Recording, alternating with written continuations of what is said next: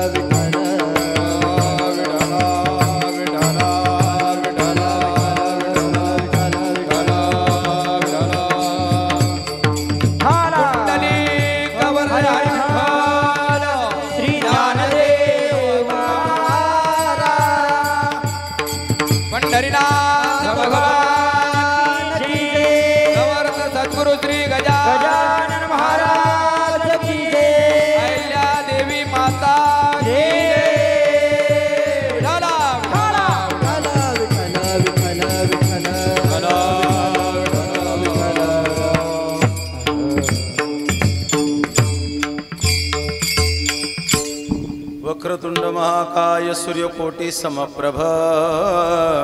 थोडा ट्रिबल द्या आणि थोडा हे द्या मला प्लीज। वक्रतुंड महाकाय सूर्यकोटी समप्रभ, निर्विघ्नं कुरु मे देव सर्वकार्येषु सर्वदा।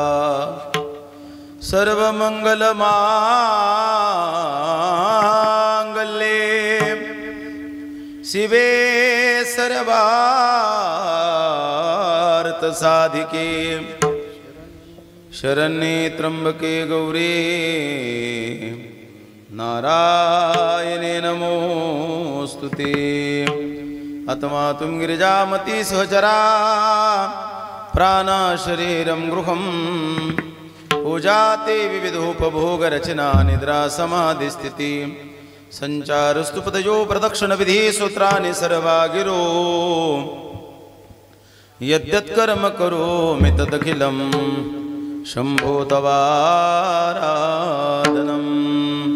नीलाम्बुजश्यामलकोमलाङ्गं सीतासमारोपितवामभागं पानो महासायकचारुचापं नमामि रामं रघुवंशनाथं महायोगपीठे तटे भीमरत्यां वरं पुण्डरीकाय धातुं मुनीन्द्रे समागत्य तिष्ठन्तु मानन्दकन्दं परब्रह्मलिङ्गं भजे पाण्डुरङ्गं पांडुरंग करो प्रथम नमन पांडुरंग करो प्रथम नमन पांडुरंग करो प्रथम नमन पांडुरंग करो प्रथम नमन तुझारे चरण सताचिया तुझारे चरण सताचिया तुझारे चरण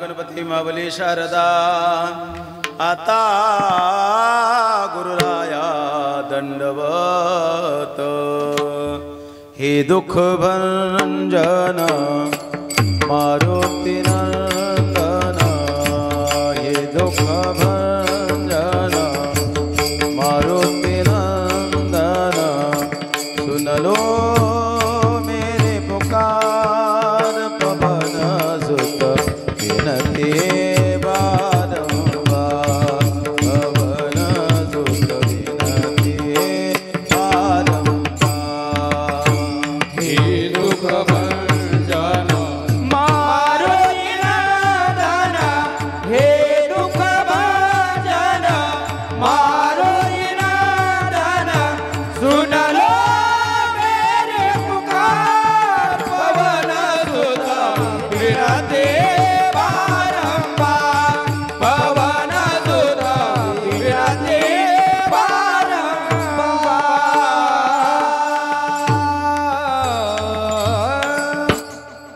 काय सांगू आता संतांची उपकार मज निरंतर जागविती काय देऊ त्यासे भावे उतराई ठेवी तो हा पायी जीव थोडा प्रस्तुत प्राप्त प्रसंगी प्राप्त वेळी प्राप्त स्थळी सेवेसाठी निवडलेला घेतलेला अभंग देहूचे सुप्रसिद्ध साधू वैराग्याचे मूर्तिमंत पुतळे श्रीमंत संत श्री जगद्गुरु तुकाराम महाराजांचा सुंदर असा चारचरणाचा अभंग सेवेसाठी निवडला। या अभंगामध्ये श्रीमंत श्री जगद्गुरु तुकोबाराय या साधूनं महात्म्यांनी जे जीवावर केलेले उपकार आहे ना त्या उपकारातून उतराई होत असताना तुकोबाराय म्हणतात की मी काय उतराय काय देऊ त्यांना म्हणजे उतराई होता येईल अशा थोर महात्म्यांचे अशा थोर साधू संतांच्या अशा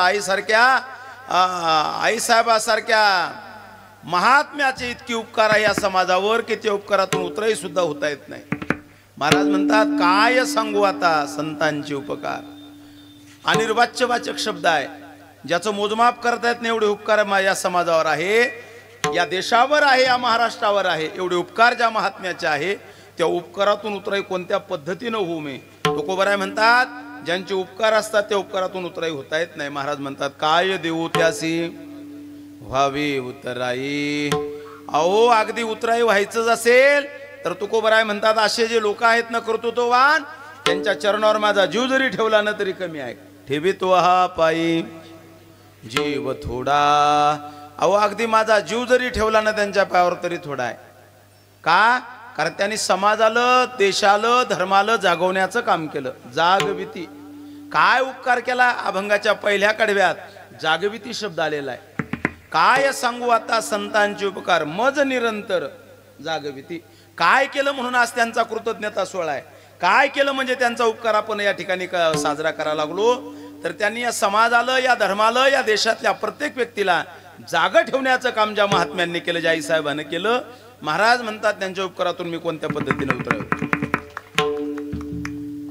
अभंगाचं पहिलं कडवं, दुसरं कडवं. महाराज म्हणतात इतके उपकार आहे तुकोबराय म्हणतात या महात्म्यांचे माझ्यावर, या साधू संतांचे, की ठेवे तो हा पायी जीव थोडा.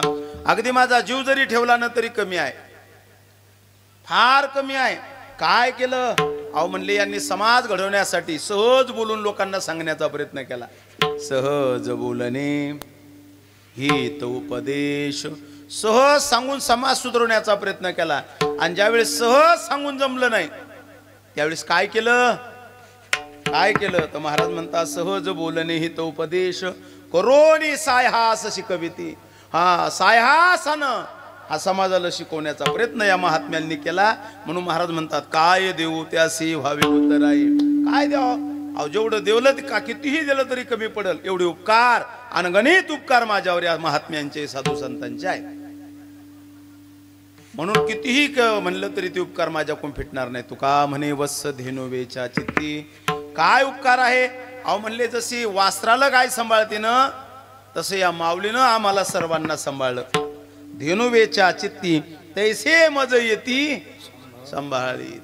तसं या साधू संतांनी या महात्म्यांनी आमचा सांभाळ केला. आणि सांभाळ केल्यामुळं काय केलं तर त्यांनी पहिला उपकार केला. 3 उपकार केले या महात्म्यांनी. कोणता? पहिला जागविती, दुसरा शिकविती आणि तिसरा उपकार जर कोणता केला असेल तर सांभाळीती. पहिलं जाग केलं आणि जाग केल्यानंतर शिकवलं आणि शिकवल्यानंतर सांभाळ केला. जर अगोदर सांभाळ केला असता जाग नसतं केलं लोकांच्या ध्यानात राहिलं नसतं. पहिलं जाग करणं गरजेचं आहे म्हणून जाग केलं. असे 3 उपकार समाजावर जर कोण केले असतील तर या थोर महात्म्यांनी केले. आणि ज्यांचे उपकार आपण आज या ठिकाणी मानत आहोत, ज्यांचा सोहळा आपण या ठिकाणी संपन्न करत आहोत, मायबाप हो, तुम्ही समूळ समस्त गावकऱ्यांनी राष्ट्रमाता राजमाता पुण्यश्लोक धर्मपरायण अहिल्यादेवी होळकर आईसाहेबाचा हा 299वा जयंती सोहळा संपन्न करत आहात. पुढच्या वर्षी 300वा सोहळा आहे. कितवा? आईसाहेबाचा जयंती सोहळा 300वा आहे. त्यामुळं हे तुमचं आता असं समजा हे सराव परीक्षा आहे. ही कोणती परीक्षा आहे? ही सराव परीक्षा आहे. पुढच्या वर्षी बोर्डाचे पेपर आहेत. तुमचे सर्वांचे ध्यानात ठेवा. नुसते ऐकू नका. 300 वर्ष व्हायला लागलेत आईसाहेबाच्या जयंतीला. त्यामुळे पुढच्या वर्षी एक कीर्तन नाही झालं पाहिजे, पुढच्या वर्षी सप्ताह झाला पाहिजे. आईसाहेबाचा 7 दिवसाचा जागर सोहळा झाला पाहिजे, ध्यानात ठेवा. कारण महाराष्ट्रात नाही, भारतात नाही, महाराज जगभरात पुढच्या वर्षी 300 वर्ष सोहळा 300 वर्ष झाले म्हणून आईचा गावागावात महाराज फार भव्य आणि दिव्य सोहळे होणारे. आजही महाराष्ट्रभर जगभर महाराज आईसाहेबाचे सोहळे होतात. का सोहळे होतात? ऐका ना, थोडं ध्यान देऊ. तुम्ही सर्व गावकऱ्यांनी गोड सोहळा संपन्न केला याचा मला आदर आहे.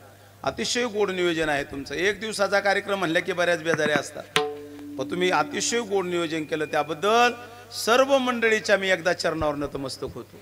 तुम्हाला सर्वांना धन्यवाद देतो. सर्व तरुण मंडळी, सर्व आबाल वृद्ध सर्वांना धन्यवाद. पुण्यश्लोक अहिल्यादेवी आईसाहेबाचा हा सोहळा तुम्ही करत आहात गड्या हो, तुम्हाला खूप धन्यवाद. मला आदरणीय राम भाऊ खोरणे यांचा फोन आला आणि सांगितलं महाराज तुम्हाला यावं लागतं. आल्यानंतर मला आनंद वाटला, उत्साह पाहला मी सर्वांचा. अगदी फटाके फोडून आमच्या सर्व वारकऱ्यांचं स्वागत तुम्ही केलं. आईसाहेबाचं कार्यच ते होतं, ध्यानात ठेवा. आयुष्यभर आईसाहेबानं जे कार्य केले त्या कार्याच्या प्रती तुमच्या अंतकरणामध्ये श्रद्धा भाव आहे. म्हणून सर्वांना धन्यवाद देतो. या कार्यक्रमासाठी अतिशय गोड गायक, वादक, मृदंगाचार्य सर्व उपस्थित आहेत. मृदंगावर साथ करण्यासाठी आदरणीय गजानन महाराज आहेत. मला अतिशय गोड साथ ज्यांची लाभत आहे ते आदरणीय संदीप महाराज, रामेश्वर महाराज, दिगंबर महाराज, सर्व परिसरातील गावातील सर्व भजनी मंडळ, केनवडचे गोळे महाराज सर्वांना धन्यवाद देतो. आदरणीय काळे महाराज सर्वांना धन्यवाद. वेळ फार कमी वेळात मला बरंच बोलायचं म्हणून सर्वांना एकदा धन्यवाद देतो. परत एकदा ज्यांनी हा गोड कार्यक्रम ठेवला या सर्व मंडळीला मी धन्यवाद देतो. आईसाहेबाचा हा सोहळा तुम्ही संपन्न करत आहात. माझी नम्र विनंती आहे, आईसाहेबाचा सोहळा संपन्न करत असताना या महामानवांनी, या राष्ट्रपुरुषांनी आपलं पूर्ण जीवन या देशासाठी, धर्मासाठी समर्पित केलं. हे केवळ एका समाजाचे, एका जातीचे नाहीत, हे आमचे सर्वांचे आदर्श आहे, ध्यानात ठेवा. येणाऱ्या काळात आपण सर्वांनी हे सोहळे साजरे केले पाहिजे. खरं सांगू का, जर आईसाहेब जर नसत्यानं तर आमच्या गळ्यातल्या माळी या कदाचित कमी दिसल्या असत्या. वाक्य ऐका मी काय बोलतो. तर यदा कदाचित आईसाहेब जर झाल्याच नसत्या तर नसते मंदिरावरचे कळस आणि नसत्या तुमच्या दारच्या तुळस. ध्यानात ठेवा. आज काशी विश्वेश्वराचं जर मंदिर जर असेल तर हे उपकार कोणाचे असतील तर फक्त आईसाहेब. ध्यानात ठेवा. सर्व जेवढे महादेवाचे जेवढे मंदिर आहेत, प्राचीन जेवढे मंदिर आहेत, केदारनाथ असेल, बद्रीनाथ असेल, भीमाशंकर असेल, तुमच्या शेजारीकडे कोणतं मंदिर आहे, औंढा असेल, अहो जेवढे मंदिर, धर्मशाळा, घाट जेवढे निर्माण झाले ना, केवळ या आईसाहेबाची कृपा आहे, केवळ या माऊलीची कृपा आहे. म्हणून त्यांना संत म्हणलं गेलं पाहिजे. केवळ त्या राष्ट्रमाता नाही महाराज, त्या राष्ट्र संत आहे, ते ध्यानात ठेवा. नाही तर मुघलांनी पूर्ण मंदिरं उद्ध्वस्त करून टाकली होती. आज एकही मंदिर पाहायला मिळालं नसतं. पण आईसाहेबाचं कर्तृत्व इतकं अथांग होतं की आज प्रत्येक मंदिरं आणि धर्मशाळा आणि घाट जर कोण निर्माण केले असतील तर स्वाभिमानाने येणाऱ्या काळात वारकऱ्यांनी सुद्धा ठासून सांगितलं पाहिजे की फक्त ते एकच नाव आहे, पुण्यश्लोक राष्ट्रमाता आईसाहेब अहिल्यादेवी होळकर. हे नाव काय वारकरी संप्रदायात चाललं पाहिजे. कारण खऱ्या अर्थानं धर्म टिकवण्याचं आणि मंदिर टिकवण्याचं काम जर कोण केलं असेल तर फक्त या माझ्या माईनं केलं. हे तुम्हाला ठासून सांगतो गड्या हो. महाराष्ट्रातले नाही, केवळ भारतातले पूर्ण मंदिरं, पूर्ण मंदिरं, केदारनाथ पासून अगदी हिमालयाच्या शेवटच्या टोकापासून तर रामेश्वराच्या खालच्या टोकापर्यंत जेवढे मंदिरं आणि धर्मशाळा आहेत तेवढ्या फक्त आईसाहेबामुळे. ध्यानात ठेवा.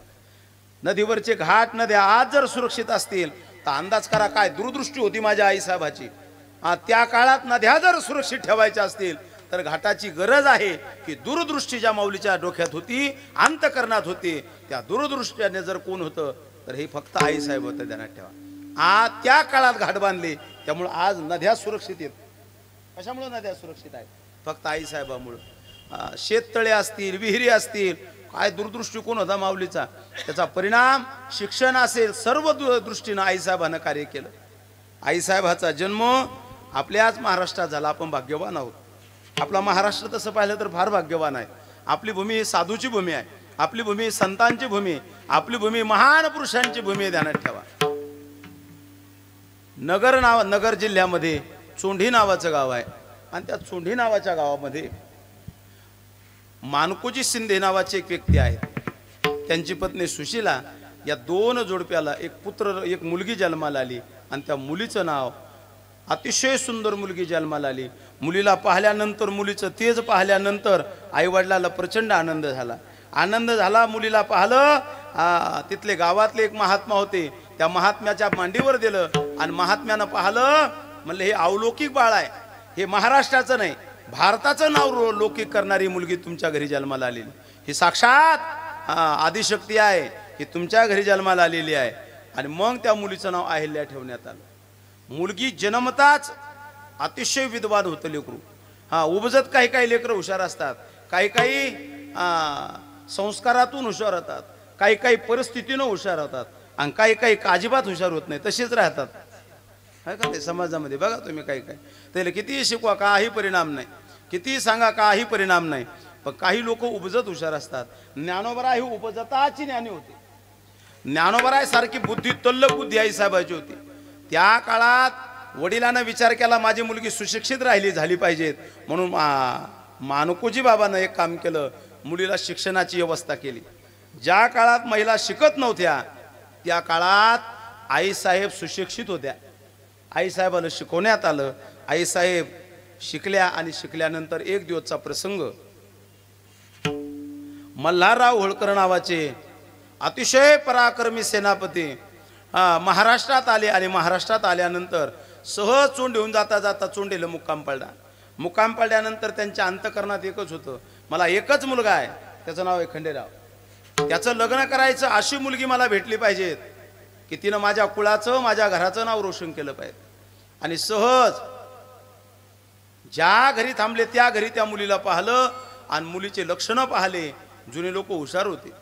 जुने लोक लक्षणाहून मुलीचा कशी आहे हे लक्षात घ्यायचे. ध्यानात ठेवा. जुने लोक सोयरिकीतही हुशार होते आणि पाहण्यातही हुशार होते. ध्यानात ठेवा. अतिशय हुशार होते. काही काही लोक हुशार असतात. मल्हारराव होळकर अतिशय हुशार सेनापती होते. कर्तव्यदक्ष सेनापती होते. नजर पडल्यानंतर लक्षात आलं हे लेकरू काही साधं नाही, हे अलौकिक लेकरू आहे. हे जर आपल्या घरात आलं तर आपल्या घराचं नाव रोशन करणार आहे.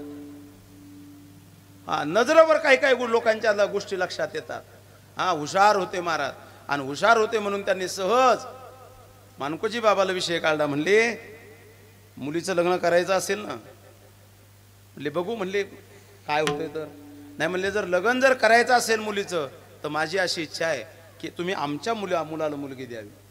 आता त्या काळात मल्हारराव होळकर म्हणजे त्या काळातलं एक नंबरचं नाव होतं. बापानं ज्या वेळेस ऐकलं की माझ्या मुलीसाठी एवढं मोठं स्थळ आलं, बाप नाकारू शकला नाही. बापानं हात जोडले मल्हारराव होळकर पुढं आणि सांगितलं, महाराज तुमच्या सारख्यांच्या घरी माझ्या मुलीचं माझी मुलगी जाणं हे माझं सौभाग्य आहे, हे माझं सौभाग्य आहे. आणि महाराज सोयरीक झाली, आणि सोयरीक झाल्यानंतर महाराज लग्न लागलं. कुठं चोंडी लग्न नाही लागलं, लग्न लागलं पुण्याच्या शनिवारवाड्यामध्ये. अतिशय थाटामाटात लग्न लावलं महाराज. काही कमतरता नव्हती आईसाहेबाच्या लग्नामध्ये. थाटामाटामध्ये शनिवारवाड्यात आईसाहेबाचं लग्न लागलं. लग्न सोहळा थाटामाटात झाला. का? याचं कारण मल्हारराव होळकरनं एवढं ध्यानात ठेवलं होतं, काही झालं तरी चालेल, ही मुलगी आपल्या घरी आली पाहिजे. आणि ते लग्नही झालं. हुशार लोक असतात, ऐका मी सांगायला लागलो, हुशार लोक असतात. पाहता क्षणी लक्षात आलं ही हुशारता होती. काही लोक हुशार असतात, काही नजरत हुशार असतात, काही बोलण्यात हुशार असतात, ऐका काही गाण्यात हुशार असतात. आता हे सगळी मंडळी कशात हुशार आहे? हे गाण्यात हुशार आहे, काही काही वाजवण्यात हुशार असतात, ऐका नाही, काही काही सिस्टीम लावण्यात हुशार असतात, काही काही सोयरी करण्यात हुशार असतात. त्या काळातल्या ज्यानं सोयरी केली ती हुशार होते. त्याला माहित होतं होळकर आणि शिंदे घराणं जर एक आलं तर महाराष्ट्राला चांगले दिवस येते. सोयरी करणारे लोक हुशार होते जुन्या काळातले, ध्यानात ठेवा. फार दूरदृष्टी राहायची जुन्या काळातला. आणि सोयरी करणारे हुशार असले ना तर काही अशक्य नाही, ध्यानात ठेवा. फक्त सोयरी करणारे हुशार पाहिजे. मला एक गोड दृष्टांत आठवला. सोयरी करणारे जर हुशार असले ना तर कसंही लग्न लावतात ते. फक्त ते खरं सांगायचं. काय झालं, एका राजाला मुलगा झाला, आणि राजाला मुलगा झाल्यानंतर तो जन्मताच अपंग होता. त्याला एक पाय नव्हता, एक हात नव्हता आणि एक डोळा नव्हता. मुलगा चांगला मोठा झाला, तरुण झाला, पण आता त्या तरुण मुलाचं लग्न कसं करावं राजाला मोठा ताप झाला. राजानं सगळ्यांना सांगितलं माझ्या मुलाचं लग्न करायचं, नवरी पहा, नवरी पहा, नवरी पहा. आता ज्याला एक हात आहे, एक हात नाही, एक पाय नाही, एक डोळा नाही, त्याचं लग्न कसं होईल? आता काय करावं राजाला कळना. आणि राजानं दौंडी दिली. का म्हणले? म्हणले हो. किती मिळत? म्हणले 51 सुवर्ण मुद्रा. म्हणले मग काळजी करू नका, उद्याच तुमच्या मुलाची सोयरी करतो. अरे म्हणले 4 वर्ष झाले सगळ्या ह्यानं प्रयत्न केले, माझ्या मुलाची सोयरी झाली नाही. तू कसं काय करणार? मी पहिलं सांगितलं काही काही लोक बुद्धिमान असतात, हुशार असतात. ते म्हणले महाराज बाकी सांगू नका, फक्त मुलाला काय अडचण आहे तेवढी सांगा. म्हणले अडचण काय नाही हे सांग म्हणले मुलाला. म्हणले काय अडचण नाही? अरे म्हणले एक पाय नाही, एक हात नाही, एक डोळा नाही, कसं होईल लग्न? ते म्हणले महाराज तुम्ही बाकी बोलू नका, तुमच्या मुलाचं लग्न लावून आणून देणं काम कोणाचं? माझं. फक्त एक काम करा म्हणले, मला जरा भरजरी वस्त्र द्या म्हणले. त्याला भरजरी वस्त्र दिले. तो शेजारच्या राज्याकडे गेला. त्याला फार सुंदर मुलगी होती त्या राजाला. त्या राजाकडे गेला, राजाला वाकून मुजरा केला, आणि मुजरा केल्यानंतर म्हणले महाराज तुम्हाला मुलगी आहे ना, आमच्या राजाला मुलगा आहे, सोयरिकीसाठी आलो.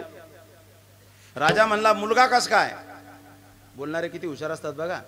मुलगा कस काय? म्हणले मुलगा नाव ठेवायला जागा नाही, फार सुंदर मुलगा आहे. म्हणले वर्णन करा. जुन्या काळात अगोदर सांगायचे का नाही? भगवान श्रीकृष्णाचं वर्णन केलं होतं फक्त रुक्मिणीजवळ. रुक्मिणीनं श्रीकृष्णाला पाहिलं नव्हतं, नुसतं वर्णन केलं. तर रुक्मिणीनं पत्र पाठवलं, कृष्णा ये आणि मला घेऊन जाय. जुन्या काळामध्ये वर्णन केल्या जायचं. थोडं ध्यान देऊन ऐका. आता तो सांगू लागला नवरदेव कसा आहे. म्हणले आमचा जो नवरदेव आहे हा काही सामान्य नाही. म्हणले एकदा कोणत्याही कामाला निघाला, एकदा का पाय पुढे उचलला की पुन्हा पाय मागं घेत नाही. पहिला मुद्दा घ्या लिहून. म्हणले दुसरं आमचा जो राजकुमार आहे तो त्याच्या आमच्या प्रजेवर एक दृष्टी प्रेम करतो. दुसरा मुद्दा घ्या ना लिहून. एक दृष्टी प्रेम करतो. हा म्हणले तिसरा मुद्दा आमचा जो राजपुत्र आहे त्याची एक हाती सत्ता आहे. झोपले काय? एक हाती सत्ता, एक हाती राजा म्हणला इतका इतका पराक्रमी? म्हणले हो. म्हणले सोयरीक फायनल? म्हणले फायनल. ते हुशार होतो सोयरीक करणार. ते म्हणले तसं नाही फायनल, एक स्टॅम्प पेपर घ्या म्हणले. पहिल्यानं स्टॅम्पवर 3 मुद्दे लिहा. मी काय सांगितलं? आमचा राजपुत्र एकदा पाय उचलला की पुन्हा पाय माग घेत नाही. नंबर 1. आमचा राजपुत्र एक दृष्टी प्रेम करतो प्रजेवर. नंबर 2. आणि नंबर 3, आमचा राजपुत्र एक हाती सत्ता पाहतो. 3 मुद्दे दिले. नवरदेव आलं डायरेक्टच तिकूनच सजून आणला. तर डुप्लिकेट पाय, डुप्लिकेट हात, ग्वागल गिगल लावून नवरदेव खुर्चीवर आणून बसून द्याला. थाटामाटात म्हणले उभ्या कसं लग्न कसं करायचं? म्हणले खालीच बसेल राहू द्या ना, कशाला ब्याजायला करता? हा तशीच करंगळी तिथंच ठेवा म्हणले, द्या रुमाल टाकून आणि करा सुरू. हा आणि महाराज ते रुमाल गिमाल टाकला आणि शेवटचं मंगलाष्टक झालं आहे का नाही.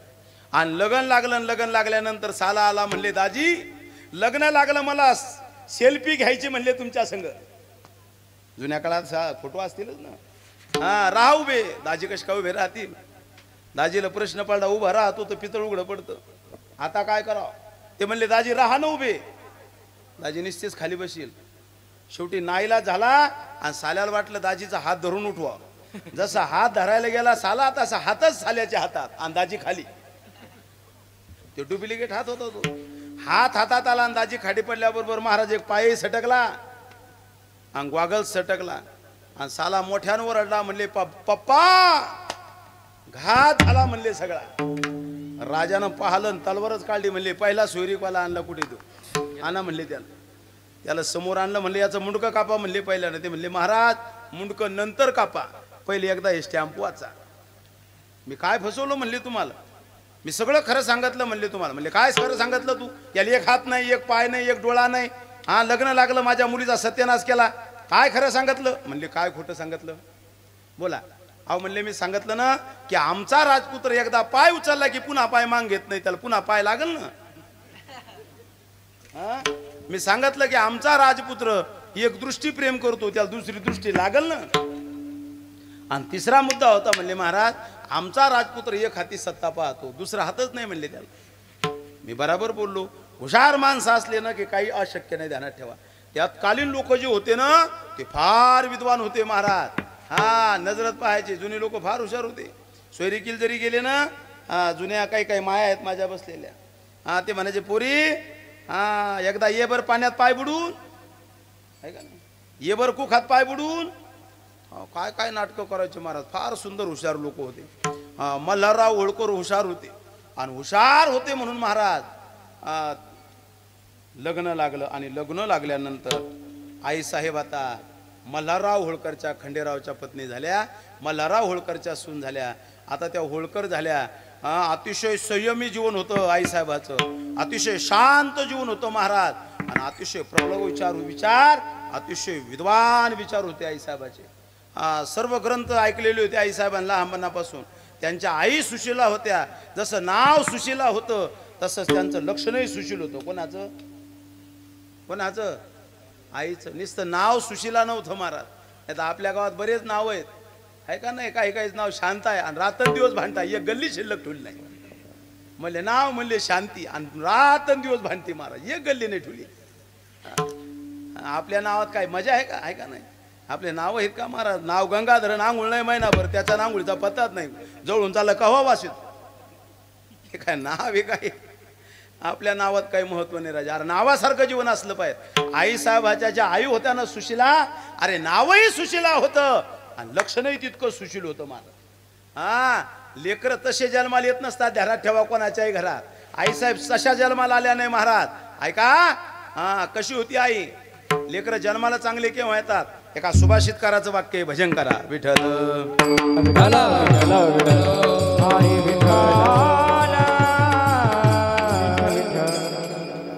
चांगले लेकर जन्माला येण्यासाठी आई वडील चांगले लागत असतात, ध्यानात ठेवा. हा चांगले आई वडील लागत असतात. एका सुभाषितकाराचं वाक्य आहे, सुशीलो मातृपुण्येन पितृपुण्येन चतुरता. अहो ज्याची आई पुण्यवान आहे तिच्या पोटी येणारे जे लेकर आहेत ना सुशील निघत असतात. लिहून घ्या घरी गेले की. आईच्या पुण्याईनं, ऐका पोरो लेकरा हो ऐका रे, आईच्या पुण्याईनं लेकरं मुलगा आणि मुलगी सुशील निघत असते. कोणाच्या पुण्याईनं? माय हो, ऐका परत. आईच्या पुण्याईनं मुलगा आणि मुलगी सुशील निघत असते आणि बापाच्या पुण्याईनं लेकरं हुशार चतुर निघत असतात. बरोबर कसे? बापाच्या पुण्याईनं लेकरं कसे निघतात? हा पुढे या बरं तुम्ही इथं. हो या या. हा बापाच्या पुण्याईनं लेकरं कसे निघतात? माईक करा त्यांच्याकडं. मायका सांगा कसे निघतात? चतुर. कोणाच्या पुण्याईनं? बापाच्या. असं. आणि आईच्या पुण्याईनं सुशील निघतात. सुशील. हा सुशील. आई पुण्यवान असेल की लेकर सुशील निघतात. सुशील कशाला म्हणावं?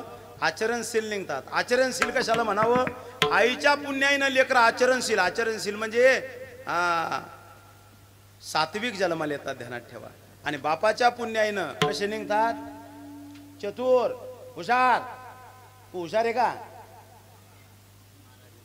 हा तू जर हुशार असेल तर कोणाची पुण्य? एवढं गोड धोतर नसलं म्हणलं कोणाचे पुण्य आहे?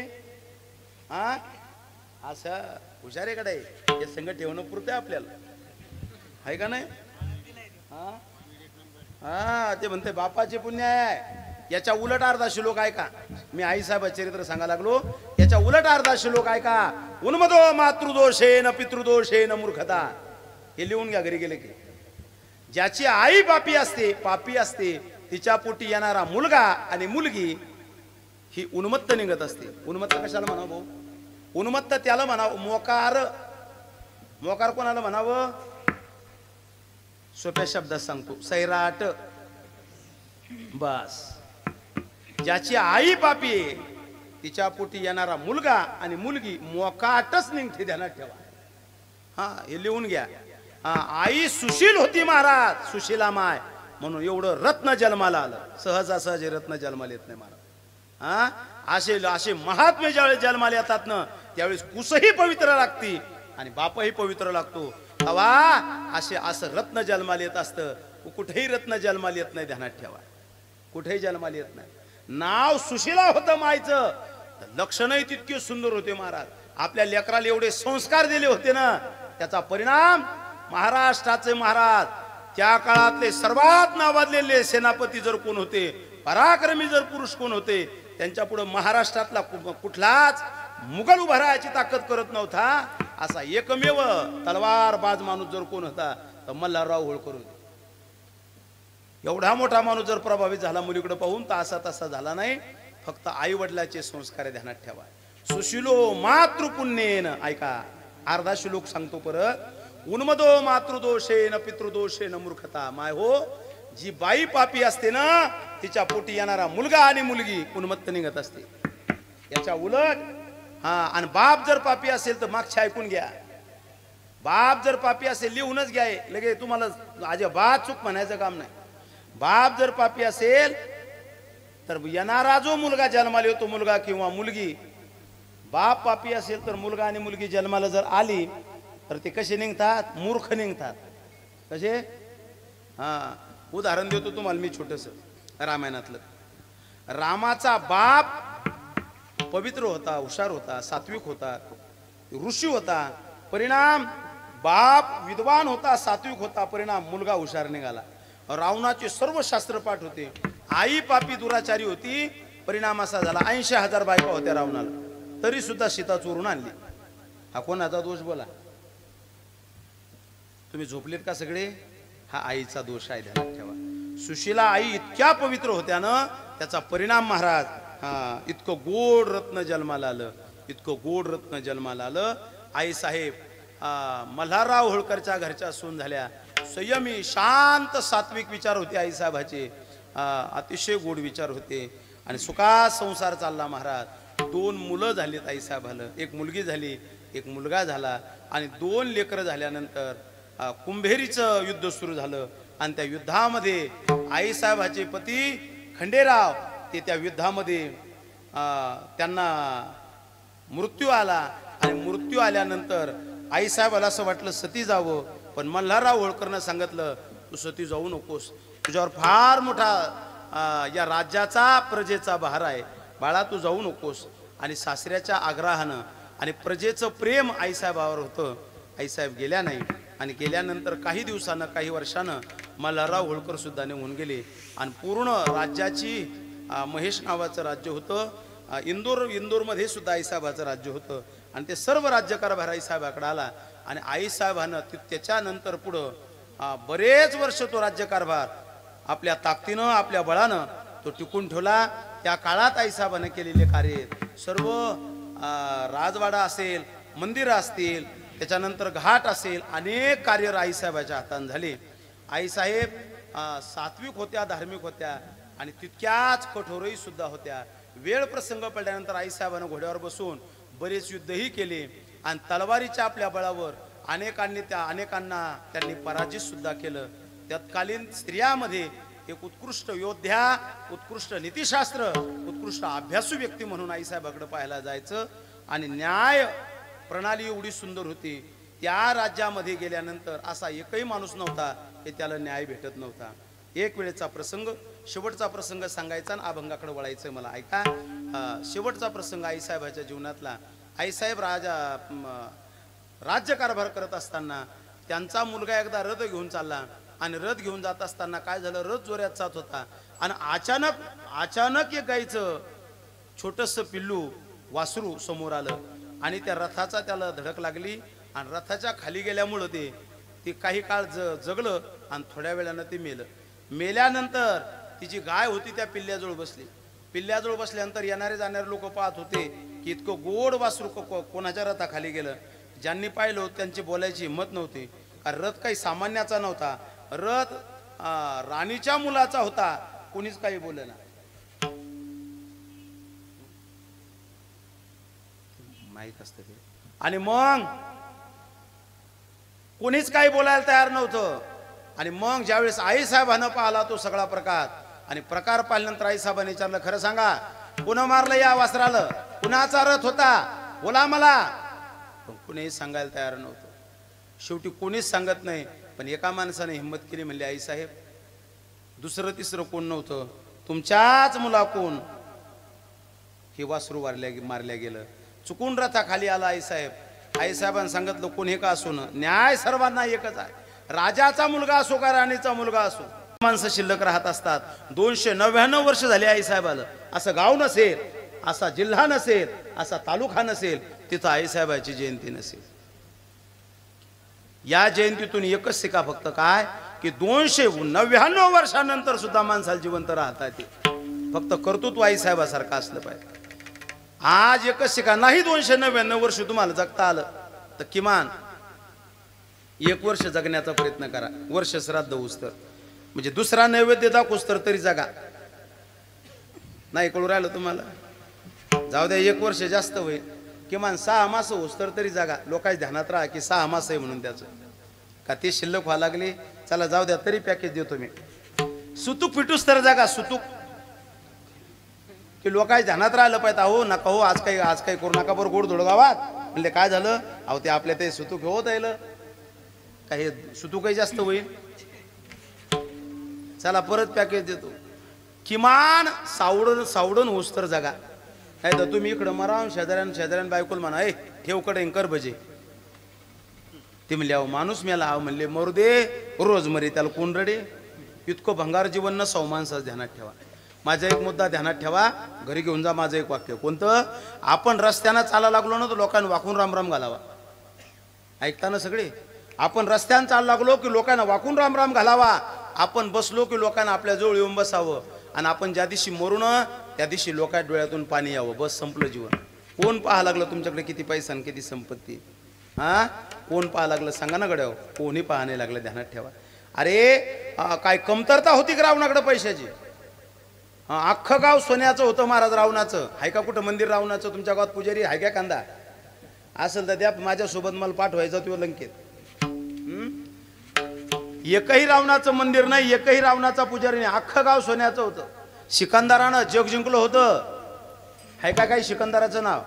काय जिंकलं माझ्या आईनं की आज गावागावात फोटो आहेत महाराज, घराघरात फोटो आहे महाराज. नुसतं म्हणायचं काम आहे फक्त, पुण्यश्लोक राजमाता अहिल्यादेवी होळकर यांचा विजय असो. मी म्हणलं का तुम्ही विजय असो म्हणा म्हणून कशाला म्हणले तुम्ही? अहो जिथं जय म्हणा म्हणायचाच काम पडत नाही. हे कर्तृत्व हे माझ्या आई साहेबाचं हे कर्तृत्व. राहिल्या त्या कीर्ती जगा माझी हो, राहिल्या त्या कीर्ती जगा माझी हो, राहिल्या त्या कीर्ती जगा माझी हो, राहिल्या त्या कीर्ती जगा माझी. गेले दिगंबर ईश्वर विभूतीला, गेले दिगंबर ईश्वर विभूतीला, गेले दिगंबर ईश्वर विभूती,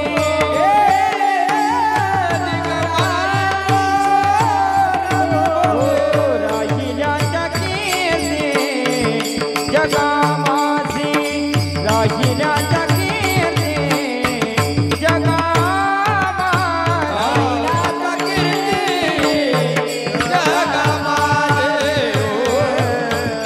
कीर्ती जगा माझी. गेले दिगंबर ईश्वराई भूती, राहिल्या त्या कीर्ती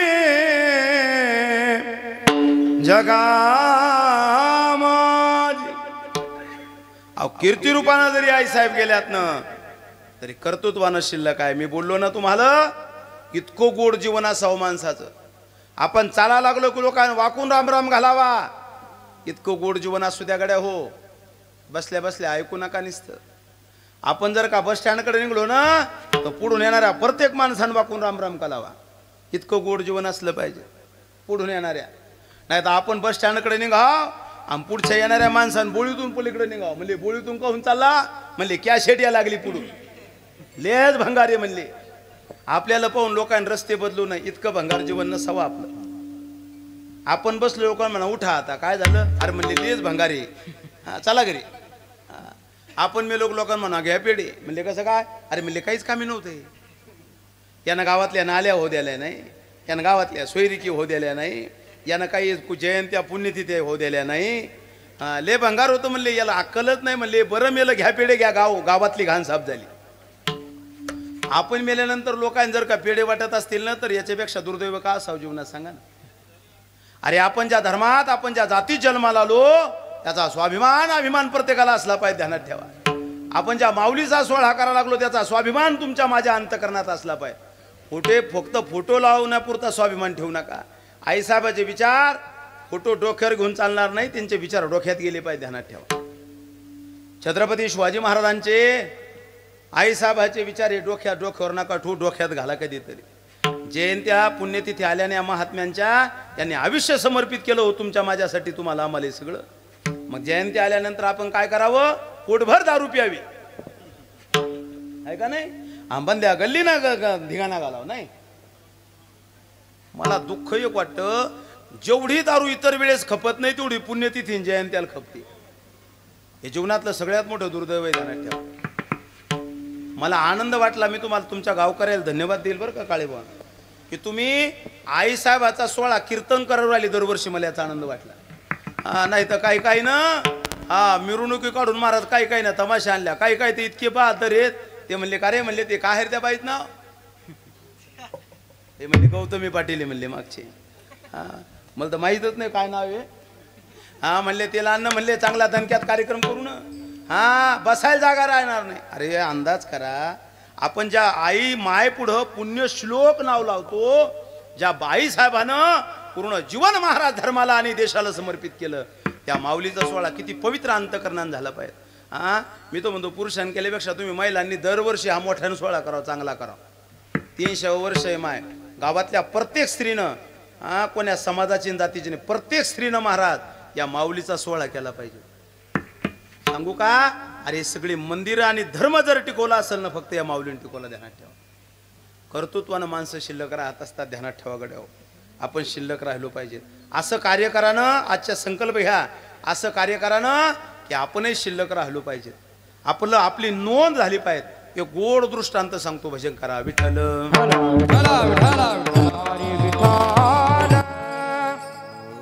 माऊली, एका जंगलामध्ये आग लागली, चांगली आग लागली, भयान आग लागली. आणि त्या जंगलामध्ये भला मोठा एक आंब्याचा झाड होतं. त्या आंब्याच्या झाडावर हजारो पक्षी राहत होते. हजारो पक्षींना पाहिलं की झाड पेटलं, भरा भरा भरा भरा भरा सगळे पक्षी उडून गेले, सगळे पक्षी उडून गेले. आणि सगळे पक्षी उडून गेल्यानंतर त्या झाडावर एक चिमणी राहत होती. तिचा जन्मही त्या झाडावर झाला होता, तिचे लेकरं बाळही त्या झाडावर झाली होती. पूर्ण आयुष्य त्या झाडावर गेलो होतं त्या चिमणीचं. आंबा पेटला, सगळं जंगल पेटलं, जंगलाच्या बाहेर झाडं सगळे पक्षी उडून गेले. चिमणीनं पाहिलं, आयुष्य ज्या झाडावर गेलं ते झाड पेटलं. काय करावं काय करावं, तळमळ झाली, कसं करू काय करू कसं करू काय करू. आणि मग चिमणीने विचार केला, आपण काहीतरी केलं पाहिजे. आणि मग चिमणी काय करायची, छोटंसं गटार तुंबलेलं होतं पाण्याचं, त्या पाण्यात जायची, चोच बुडवायची, चोचीत पाणी घ्यायची आणि पाणी घेऊन त्या आंब्याच्या दिशेनं असं फक्त फेकायची.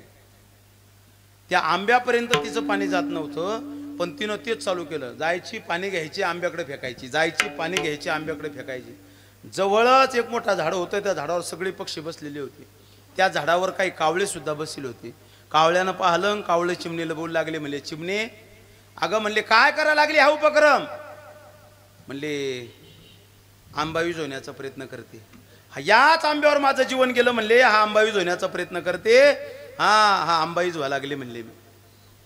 कावळे म्हणले येडी झाली का चिमणे, अगं एवढी आग लागली या जंगलाला, आंबा एवढा पेटला की आता आंबा विझणं शक्य आहे, आंबा पूर्ण जळालाय आणि तू पाणी घेतीन फेकती. अगं तुझी चोच केवढी, तुझ्या चोचत पाणी किती या लागलं आणि ते पाणी पोचतं तरी का तिथपर्यंत. जाळ इतका मोठा आहे की तू फार अंतरून पाणी फेका लागलं, तुझा थेंब त्या आंब्याच्या झाडापर्यंत सुद्धा पोचत नाही. काय रिकामे कामं करायला लागली. कावळे बोला लागले, ऐका, चांगल्या कामाला अडचण आणण्यासाठी कावळे कुठेही बसलेच असतात.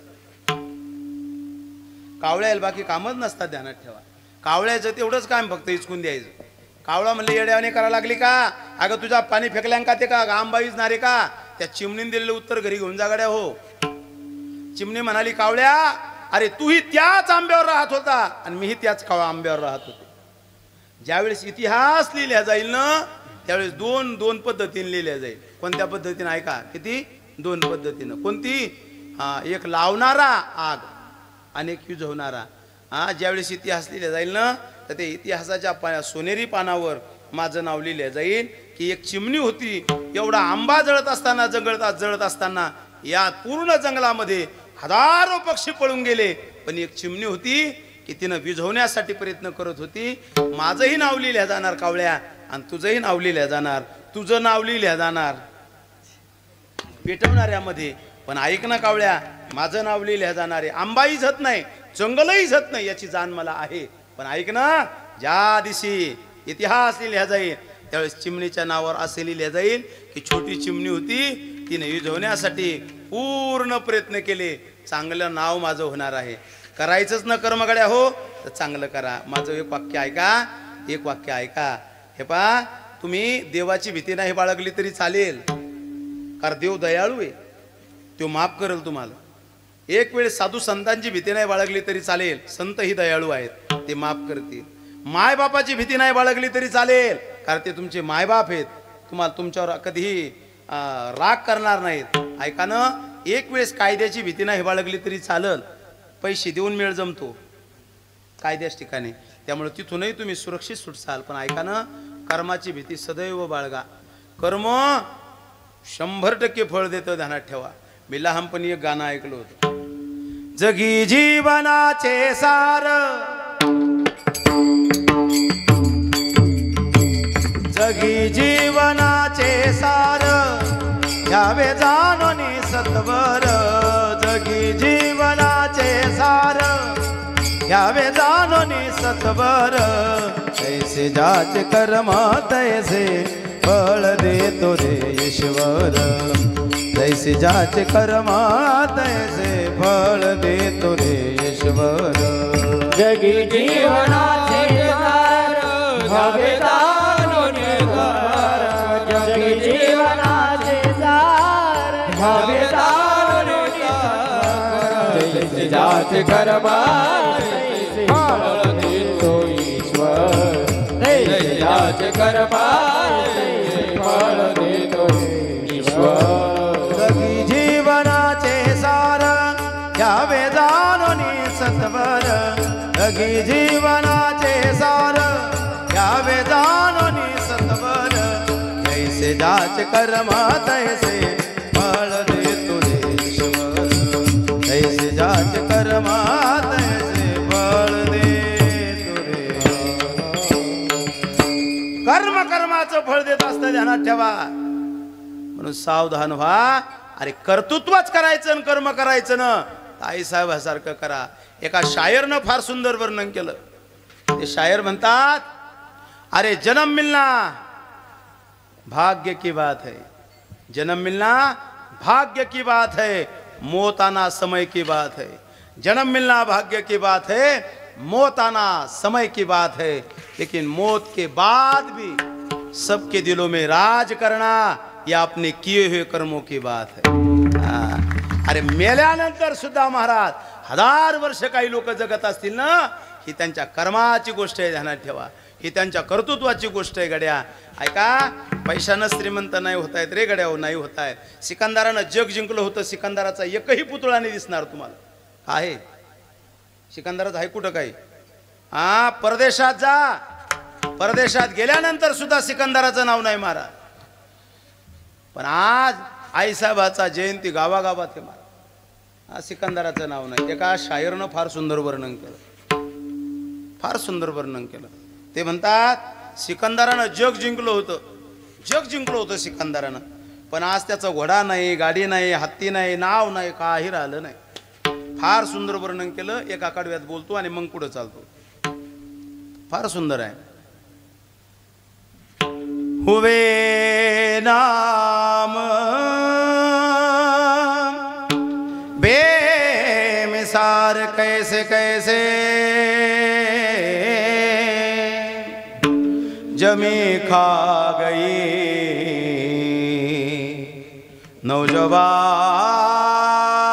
नौजवान कैसे कैसे आए जवानी पर तराने वाले कल पछताएगा चढ़ता सूरज धीरे धीरे ढलता ही ढल जाएगा चढ़ता सूरज धीरे धीरे ढलता ही ढल जाएगा चढ़ता सूरज धीरे धीरे ढलता है ढल जाएगा चढ़ता सूरज धीरे धीरे ढलता है ढल जाएगा.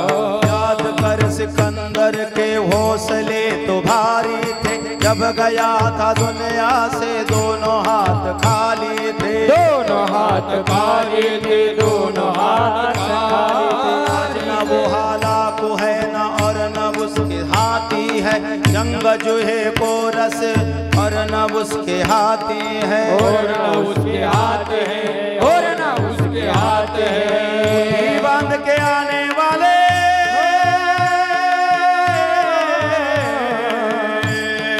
मुट्ठी बांध के आने वाले हाथ पसारे जाएगा चढ़ता सूरज धीरे धीरे ढलता है ढल जाएगा चढ़ता सूरज धीरे धीरे ढलता है ढल जाएगा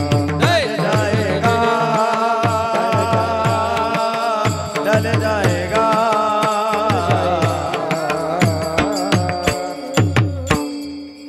याद रख सिकंदर के हौसले तो भारी थे जब गया था दुनिया से दोनों हाथ खाली देख.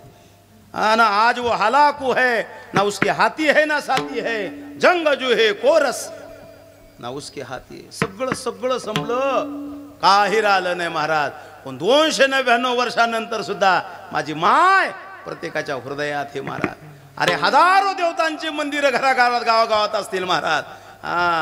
पण महाराज माझ्या आईनं प्रत्येकाच्या हृदयात मंदिर केलं. हे माझ्या आईसाहेबाचं कर्तृत्व आहे.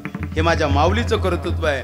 आणि अशा जे महात्म्य आहेत असे जे संत आहेत जे जगासाठी जगत असतात जे समाजासाठी जगत असतात तुकोबराय म्हणतात असे जे महात्मे आहेत ना त्यांच्या उपकारातून उतराई होण्यासाठी कितीही जन्म घेतले तरी कमी पडतात महाराज.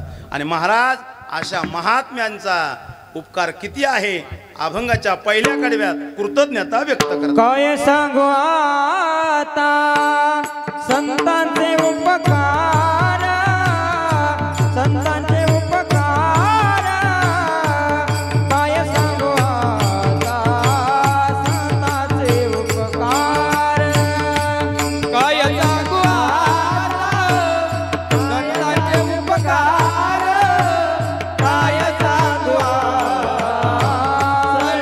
संतांचे उपकार काय सांगू आता संतांचे उपकार संतांचे उपकार काय सांगू आता संतांचे उपकार काय सांगू आता संतांचे उपकार काय सांगू संतांचे उपकार माझा निरंतराचा कविते माझा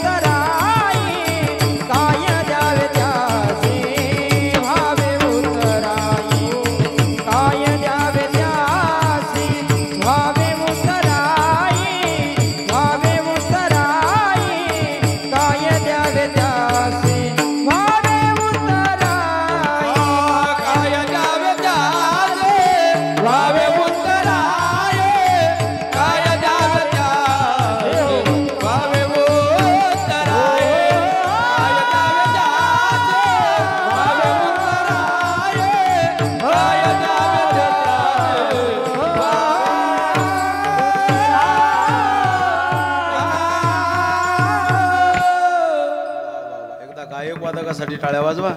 फार गोड गायक वादक आहे. एका दिवसाचा कार्यक्रम आहे, काही कमतरता नाही. हा सगळे गोड मंडळी आहेत. चला, श्रीमंत श्री जगद्गुरु तुकोबराय अभंगाच्या पहिल्या कडव्यात आता अभंगाचं चिंतन आहे. पहिल्या कडव्यामध्ये तुकोबराय म्हणतात, काय सांगू आता अशा महात्म्याचे जे उपकार आहेत ना या समाजावर जगावर, काय सांगू आता संतांचे उपकार. तुकाराम महाराजाला काही लोकांनी विचारलं, महाराज काय उपकार आहे होतो? तुकाराम महाराज म्हणले, अहो अशा या महात्म्यांनी आम्हाला जाग केलं. मज निरंतर जागविती. काय केलं? तर जाग केलं. एक माणूस म्हणला, का हो तुकोबराय जाग करणाऱ्याचे जर उपकार मानायचे तर मग संतांचेच काय मानायचे? कारण समाजामध्ये बरेच लोक आहे जाग करणारे, आहे का नाही? आता कीर्तनात काही काही जागे करू राहिले शेजारच्या, उठ जागा होय, उठ 10:30 वाजा लागली, आता घरी जायला लागल, अरे उठ रे, हा मग त्याचे उपकार मानायचेत का? बोला. अहो जाग करणाऱ्याचेच जर उपकार मानायचे तर जाग करणारे का कमी आहे का समाजामध्ये? हा लाईन गेल्यावर डास सुद्धा जागे करतात माणसाला, आहे का नाही? असे डसतात, काय सांगावं लाईन गेल्यावर. सध्याचा काळ तर डासाचाच काळ आहे का नाही? हा सगळ्या ह्याची युत्या झाल्या महाराज. कळलं का काय बोललो मी? जे स्वप्नात वाटत नव्हतं तशा युत्या झाल्या महाराज. पण या लाईन्याची आणि या वादळाची अजून युती झाली नाही. पान हल्लं की गेली लाईन. येशी युती व्हावं एकदा, थेंब पडला की गेली लाईन, आहे का नाही? सगळ्या युत्या झाल्या, येशी होईना, आहे का? आणि त्याचा परिणाम असा व्हायला लागला का एवढे डास आहेत, एवढे डास आहेत महाराज. हा डास झोपू देत नाही. मग ऐका ना, मग असं म्हणाव का, काय सांगू आता डासाचे उपकार मज निरंतर जागविती. मग डासाचे उपकार मानावे लागतील का? हा का हो तुकोबराय जागा करतात त्यांचे जर उपकार मानायचे तर मग डासही जागा करतात त्यांचे उपकार मानावं का? बोला. का ज्ञानोबा माऊली डासही जागा करतात ना, मग त्यांचे उपकार मानायचेत का? बरं निस्ते डास जागा करतात का? सकाळी बायको सुद्धा जागा करते, उठा ना, काय कामाचं काय आहे का नाही? काय लाज आहे का जीवाला? सकाळी बायको सुद्धा जाग करते. मग म्हणाव का काय सांगू आता बायकोचे उपकार मज सकाळी सकाळी जागविती, आहे का नाही? मग बायकोचे उपकार म्हणाव का? हा जाग करणारे का कमी आहे का महाराज? हा पण ऐका ना, बायको जाग करते आणि डासही जाग करतात. पण पुढं शब्द आहे निरंतर. निरंतर जाग करत नाही. ऐका, जर निरंतर काय म्हणशील महाराज आमची बायको दररोज सकाळी आम्हाला उठवते निरंतर, मग निरंतर जरी जाग करत असतील तर ऐका ना, जाग कशासाठी करते हे तिला माहीत नाही. संत तुम्हाला मला जाग करतात महाराज, पण त्यांना सगळं माहित आहे. प्रमाण देतो मी तुम्हाला, बिना प्रमाणाचं बोलणार नाही. उठा जागे वारे आता, उठा जागे वारे आता, स्मरण करा पंढरीनाथा, स्मरण करा पंढरीनाथ. हो भावे चरणे देवा माता, भावे चरणे देवा माता. सुखवी व्यथा जमाच्या, सुखवी व्यथा जमाच्या, सुखवी व्यथा जमाच्या, सुखवी व्यथा जमाच्या. उठा जागे भारे आता, स्मरण करा पंढरीनाथा. संत जागा करतात महाराज, पण निस्ते जागा करत नाही महाराज. उठा जागे भारे आता, जागा करतात. आणि जागा काय, कशा जागा झाल्यावर म्हणतात काय करा, स्मरण करा पंढरीनाथा. हा स्मरण करायचं सांगतात. हा म्हणले स्मरण केल्यावर काय होईल तुकाराम महाराज, कसं स्मरण करायचं म्हणले, भावे चरणी. आणि भावे चरणी माथा ठेवल्यावर फायदा काय, सुखवी व्यथा जन्माच्या. केवळ जाग करत नाही महाराज, हा जाग कशासाठी करणं कसं चाललंय हे सुद्धा सांगतात. नाही तर जाग करणारे का कमी आहे का. माझ्या जीवनातला किस्सा आहे लहानपणचा. मी लहान होतो, फार गरीब परिस्थिती होती. आता काही लय श्रीमंत नाही. हा ऐका, हा पण जुना काळ होता. मी 4थ्या वर्गात असेल. ते जुन्या काळात काळेबुवा आमच्या गावात ते गोरखू लोक यायचे. तुमच्या गावात येत होते का नाही काय माहिती. ते रात्रभर फिरायचे, सकाळी पैसे गोळा करायचे होते का. हा, आणि मग ते गोरखू काय करायचे, रात्रभर फिरायचे ते गजानन बाय का. आता माझे वडील मशीन आणायचे, टेलर होते. आता टेलर म्हणल्यामुळं दिवसभर मशीन म्हणल्यामुळं दिवसातून 4-5 वेळेस चहा व्हायचा. गोरखुलं माहीत चहा व्हायचं ठिकाण कुठे येतं, कुठं मशीन कोणाची, आमच्या वडिलाची. आता तो दररोज 2-3 टाइम चहा घ्यायचा. त्यामुळं आमच्या वडिलाचा आणि त्याचा दोस्ताना झाला. आणि निस्ता दोस्ताना नाही झाला, त्याला वाटायचं की आपण दररोज टेलरच्या घरी चहा घेतो. टेलरला लहान लेकरू आहे. मग तो काय करायचा, त्याला दररोज 5 रुपये 2 रुपये कोणी द्यायचं. मग तो चॉकलेट आणायचा. कोणाला, मला. हां, महाराज नव्हतं वा. मला चॉकलेट आणायचा. आणि मग चॉकलेटमुळं तो माझा मामा झाला. कोण, गोरखू. आता ज्याच्या घरी दररोज चहा प्यायचा ते त्याच्या गल्लीत जास्त फिरेल का दुसऱ्या गल्लीत फिरेल, बोला. चहावाल्या गल्लीत. हे स्वभाव आहे ना हो. हा, मग ते 3 चक्रा शिल्लक मारायचं. कोणाच्या गल्लीत, आमच्या गल्लीत म्हणा. त्याच्या हातात ते लोखंडी असा दांडा होता. हा, ते दांडा आपटायचं आणि मोठ्यानं मारायचं, जागते रहो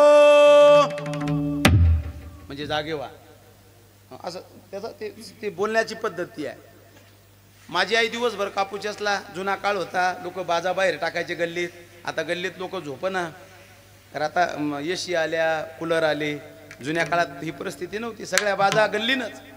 जर रातची एखादी गाडी जर काढायची असेल तर त्याला 4 घंटे लागायचं. एक माणूस पुढं फक्त उठा उठा उठा उठा, आहे का नाही. ह्या बाजा उचलायच्या कामी एक जण, बाकीचा मागच्या गाडी आणायच्या कामी. तुम्ही काही ले नवे नाही आहे, जुने तुम्हाला आहे याचा सगळ्याला अनुभव. आणि मग ती बाज बाहेर माझ्या आईजवळ मी झोपलेलो, 4थ्या वर्गात होतो मी. आई थकून आली, आईला गाठ झोप लागली, बाबाला गाठ झोप लागली. आणि हो गल्लीतून तिथून चालला बाजूजवळ. आणि मोठ्यानं काडी आपटली. कुठं, शब्द ऐका बरं का, जागे, मी जागविती या शब्दावर बोलू लागलो.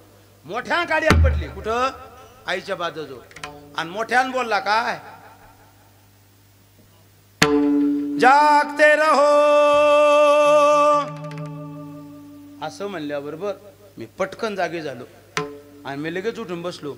आणि मी म्हणलं काय मामा, ते मामा आहे ना माझा. मी म्हणलं काय मामा. ते म्हणले काय नाही, झोप मुगाट्यानं, सोजा. दृष्टांत संपला. मला सांगा, मला त्यानं जाग केलं नाही का माय हो. तुम्हाला कीर्तन लक्षात यायला लागलं नाही का माझं. जाग केलं त्यानं मला, पण कशासाठी केलं हे काही त्याला माहीत नाही. साधूचं तसं नाही महाराज. साधू जाग करतात, पण कशासाठी जागा करतात हे त्यांना माहित आहे, म्हणून त्यांचे उपकार आहेत बरं का, म्हणून उपकार आहेत त्यांचे. उदाहरण लक्षात आलं ना तुमच्या, म्हणून उपकार आहेत. ऐका, हा साधू फक्त तुम्हाला मला जागा करतात याच्यासाठी उपकार नाहीत महाराज. अरे साधू सामान्य जीवाला जागा करतात हे विशेष नाही. साधू ऐकताना सगळे रामेश्वर बुवा, साधू साधूला जागा करतात. प्रमाण उठा साधू संत साधा आपुले हित, जाईल नर देह मग कैसा भगवंत. ऐका ना, अरे संत सामान्याला जागा करतात म्हणून उपकार नाही, संत साधू संताला जागे करतात. संत सामान्याला जागा करतात म्हणून उपकार नाही, केवळ संत संताला जागा करतात म्हणून उपकार नाही. अरे संत जगाच्या मालकाला जागा करतात. उठा पांडुरंगा प्रभात समयोपातला, उठा पांडुरंगा प्रभात समयोपातला, वैष्णवाचा मेळा करुणा पायी दाटला, वैष्णवाचा मेळा करुणा पातोनी महाद्वारापर्यंत, पातोनी महाद्वारापर्यंत. अख्खा काकडाच घेतो आज आता. ऐका, दे अरे संत सामान्याला जागा करतात, केवळ हे उपकार नाहीत, संत संताला जागा करतात. ऐका ना, संत सामान्याला जागा करतात, संत संताला जागा करतात. अरे संत भगवंताला जागा करतात. कुठा पांडुरंगा प्रभात समयो पातला, देवाला जागा करतात. देव जागा होत नाही. देव का सोपा आहे का जागा व्हायला? हा, जागा होत नाही. साधूला माहिती आहे देव तसा जागा होत नाही. उपकार किती आहे बघा, देव तसा जागा होत नाही. मग म्हणले देव जर आपला ऐकत नसेल तर आता काय करणे. देव ज्या वेळेस आपला ऐकत नाही त्यावेळेस साधू हुशार आहेत महाराज. साधूनं मग चाबी पाहिली. चाबी कळली का तुम्हाला? आणि मग तुकोबरायनं संतांनी चाबी सापडली. कोण? रुखमाबाई माते वेगे उठवा घननीळ. ही चाबी.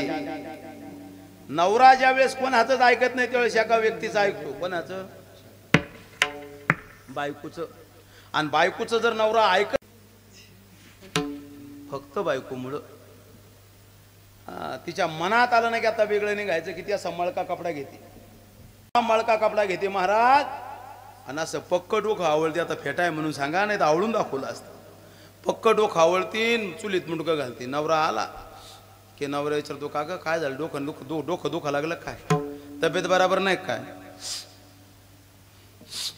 मला काय व्हायला लागलं? तब्येत नाही बराबर?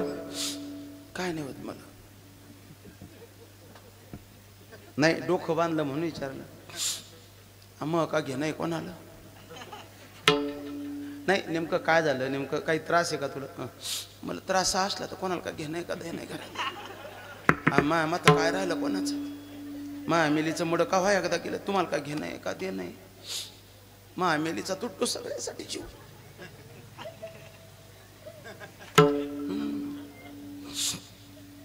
आपण थोडा जीव सर्वायसाठी.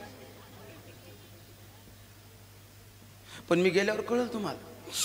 हो कळलं. रडसाल तुम्ही, पस पस आसू गाळसाल. हा मग अशा मस्त बोलतात त्या. झालं काय सांगणं? काय बिमार आहे का काय मला सांगणं. गेन नको करू. काय मला सांगणं?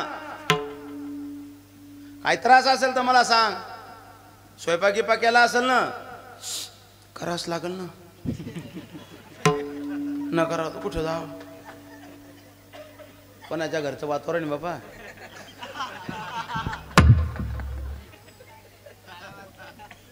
ऐका ऐका, सगळ्याच्या घरचं वातावरण असायचे. मी काय संन्यासी थोडी आहे. हा, आमच्याही घरात मळका कपडा बांधला जातो कधी कधी. नका टेन्शन घेऊ. हा, अगं काय झालं? स्वयंपाक केला असेल ना, तिथून पुढे तिचं बोलणं असं, मग करावंच लागेल ना. न करा कुठं जा. बर, मग जेवण करा ना तू. जेव्हा हा चक्कर गे करेल.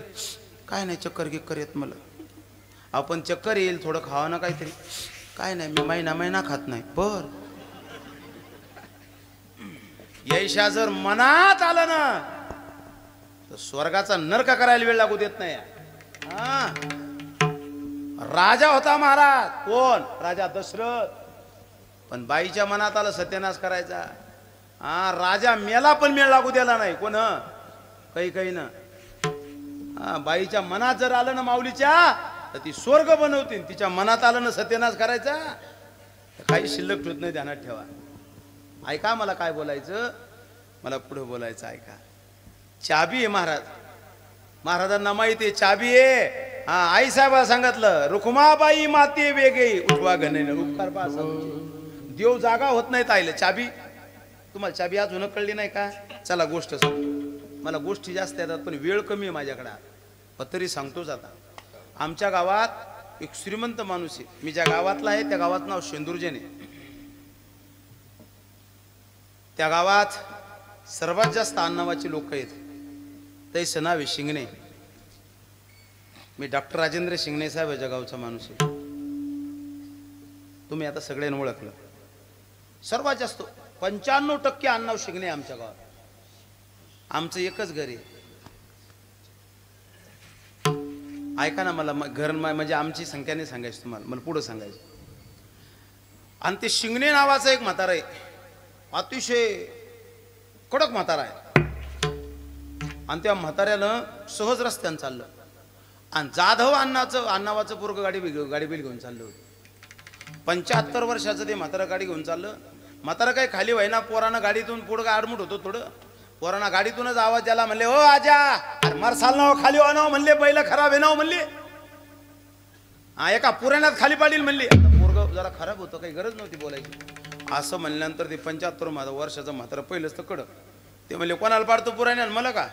हा, तुला काय वाटलं रे म्हणले. धरले म्हाताऱ्याने मोर किती बैलाची आणि झाली भांडणं सुरू. हा, म्हणले तू जीवच घेतो. म्हातारा म्हणले, याला 2 कान सुळ्यात मारील तर सोडतो म्हणले. हा, एक घर म्हणले ना आमच्यावर दादागिरी करायला लागला. आणि जेव्हा म्हातारा फिसकलं, जेव्हा भांडणं सुरू झाले, ती ऐकना आणि हे ऐकना. म्हातारा काही पुढं जाऊ दे ना. मी वट्यावर होतो, म्हणलं आपण जावा आणि भांडणं मिटवा. म्हणून मी निस्ता असा पाय वट्याच्या खाली निस्ता असा आलगतच. म्हातारा म्हणते, उपऱ्या हो, एक घरन आमच्यावर डेअरिंग करता, पाय मागच माझा. म्हणलं आपलं एकच घरी. खरं आहे म्हाताऱ्याचं. म्हणलं आपल्याला मंदात पडायचं नाही. हा, तेव्हा मला कळलं उपऱ्या नावाचा शब्द कुठं वापरले जातो. म्हणजे हा, कारण ज्या अन्नावाचे लोक जास्त असतात तशी दादागिरी गावात जास्त असते, असा माझा समज नाही. असं असतात म्हणतात लोक. चला, आणि मग ती दादागिरी जास्त. म्हातारा काय ऐकना. हा, आणि मग म्हाताऱ्याने ठरवलं त्याला मारायचं. पोरग शांत झालं, पण म्हातारा कुठं ऐकतं. आता म्हाताऱ्याला 10 माणसं धरायला. किती? इकून 5 आणि इकून 5. 10 माणसं म्हातारा सोडावं म्हणले, त्याचा जीव घेतो. सोडा हो, त्याचा जीव घेतो. सोडा हो, त्याचा जीव घेतो. 10 माणसं लुटू लागलं म्हातारी. 1 नाही 2 नाही, किती? 10. तिथं 2 पोरं बसले होते. सगळं गाव म्हाताऱ्याला समजून सांगाल, कोणीच ऐकायला. 2 पोरं होते साधे.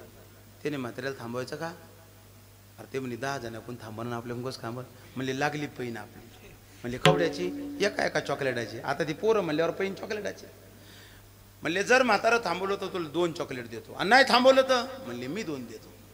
आम्ही ऐकू राहिलो मजूळ बसून. मी म्हणलं जिथं कोणाचाच मेळ जमा, जिथं अनिल महाराज चिकेचा पाय मागचा पुढचा माग आला, हे करतील काय? अरे ते लेकरं लय भारी होते. लेकरं भारीच असतात. त्या लेकरा ह्याच्या नांदी लागायचं, कोणाच्याही नांदी लागायचं. कोणाच्याही नांदी लागायचं, लेकराच्या नांदी लागायचं नाही, बरं का? हा, एका मास्तरनं पोराचा डबा सुंदर दिसला, भाजी सुंदर दिसली, म्हणजे बाजरी डबा मी खातो, आणि खाल्ला डबा पोरानं मास्तरनं. हा, मास्तर म्हणे अरे काय सांगशील मायला आता? ते लेकरूची तुम्ही बिनधास का? मी सांगील कुत्र्यान खाल्ला म्हणून.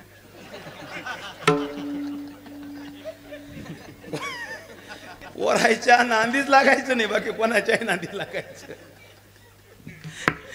मला विनोद किती करता येईल, पण वेळ कमी आहे. चला पुढे आता. आणि मग त्या म्हाताऱ्याला किती माणसं धरायला दा? ते म्हणले 1 मिनिटात जातो म्हणले. 1 मिनिटात म्हाताऱ्याचं भांडण थांबलं. म्हणजे कसं काय? गेलो पोरगं पळत आणि गेलो कुठं? त्या म्हाताऱ्याच्या बायकोकडं. म्हणले आजीमा चेके महाराजाच्या दारात आजोबाबा भांडणं करायला लागले आणि लय दांगडू करायला लागले. सगळं गाव धरायला लागलं, पण म्हातारा ऐकून नाही राहिला. म्हातारा म्हणे असं तू वय बरं पुढं आलेच कोणाच्या दारी आहे? म्हणले चक्के महाराज असं का बर मी आलेच तू वय पुढं वय पळत चालते ते म्हणले दे चॉकलेट ते म्हणले भांडण कुठं थांबलं ते म्हणले पाय ना आता हां चाबी सांगा लागलो चाबी सांगायची मला अभंगात ते पहिल्या कडव्यात मी हां आणि म्हातारी महाराज ती भाकरी करत होती तसेच ते हात भरके डोक्यावर पदर नाही म्हातारीन तसाच तो आबडधोड पदर असा पोचला हां म्हातारं हे कोणतं झाड आहे वडे का पिपळ्या हां म्हातारा वडाच्या झाडा वडाजवळ उभं होतं आणि म्हातारी या वाट्यावर आली उभी राहिली आणि म्हातारीने फक्त कमरेवर हात द्यायला नसता असा आणि फक्त म्हाताऱ्याकडे पाहिलं म्हणलं मी काय म्हणते हो मी घरी जायच्या आत घरी आले पाहिजेत बर का हो नाही तर पहा मग हा येते आता म्हातारी घरी गेली काय पाहा लागली किती माणसांना धरलं तर बोला हो हा म्हातारी घरी गेल्यानंतर म्हाताऱ्यानं खाली हात केला पाहून गेल तुला बाबू तो एक घरे ना पाहून गेल हो पाहून गेल म्हातारा कुठं 10 जणांना सोडलं पण म्हातारा त्या अंगावर गेलं नाही काऊन नाही गेलं बसील सांगा इकडचे तुम्ही चाबी लागली आता तस संत हुशार आहे त्यांना माहिती आहे देव असा जागा होत नाही मग चाबी लावली रुखमाबाई माते वेगे वेग उठवा घननीर देव म्हणले तू किती उठवलं तुम्ही उठवत नाही अहो म्हणले ऐका तर खरी वाळवंटापासून महाद्वारापर्यंत वाळवंटापासून महाद्वारापर्यंत लाईन लागली देव म्हणले जेवढी लाईन लागली त्या लाईनीतले लोक कसे मला माहिती ते सोहळ्यात आले लोक आहे ते काही भजन करत आले नाही जिथं रांग दिसली त्या रांगत लागत आले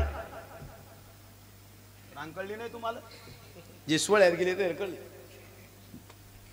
ते काय भजन करत आले नाही अहो म्हणले जाऊ द्या ती रांग बाकीची पण त्या लोक आहेत डबल काही माणसं आहेत येतं पहा म्हणले कोण आहे रंभादिक स्त्रिया त्रिशूळ डमरू घेऊन आला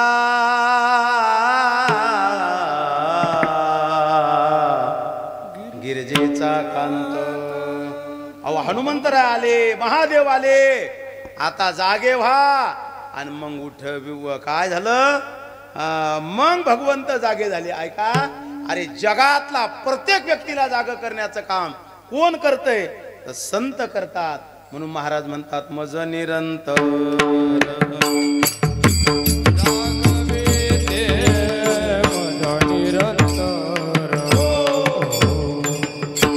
मला निरंतर जागा करण्याचं काम जर कोण करत असतील तर संत करतील म्हणून त्यांचे माझ्यावर उपकार आहे तुकोबराय बोलत असताना एक माणूस तुकोबरायकडे आला म्हणले तुकोबराय 10:30 वाजा लागली एक काम करा ना एवढे जर उपकार त्या साधू महात्म्याचे तुमच्यावर आहे तर एक काम करा ना माणसावर जास्त उपकार झाले की माणसं धन्यवाद म्हणतात आणि मोकळे होतात है का नाही आणि धन्यवाद जी लय कमी वाटत असेल तर एक काम करा थँक्स म्हणा है का नाही एसटी त्या कांद्यानं जागा दिल्या आपण म्हणतो थँक्स धन्यवाद बरं है का नाही तुम्ही माझ्या कीर्तनात धोतर घालून आलात अतिशय सुंदर गण लावून आलात सुंदर टोपी घालून आलात धन्यवाद बरं का काय नाव आहे तुमचं सागर महाराज धन्यवाद हा धन्यवाद बरं का तुम्ही म्हणा काय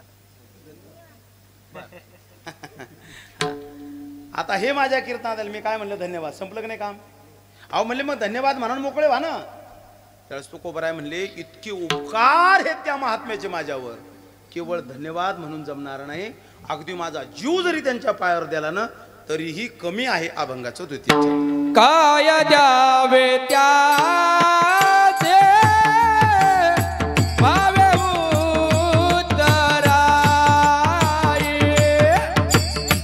काय द्यावे त्याचे भावे उत्तराये हो काय द्यावे त्याचे भावे उत्तराये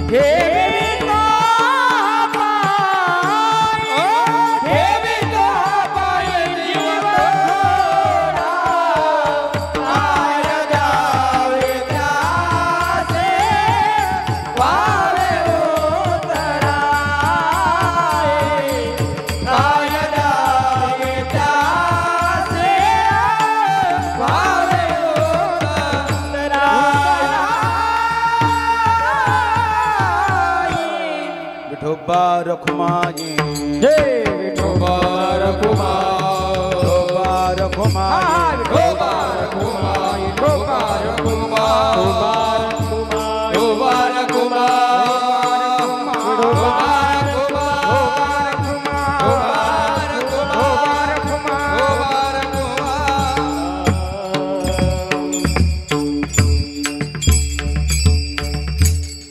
अभंगाच्या द्वितीय कडव्यात तुकोबाराय म्हणतात, माझा जीव जरी त्यांच्या पायावर ठेवला ना तरी उपकार फिटणार नाही, एवढे उपकार त्यांचे आहेत.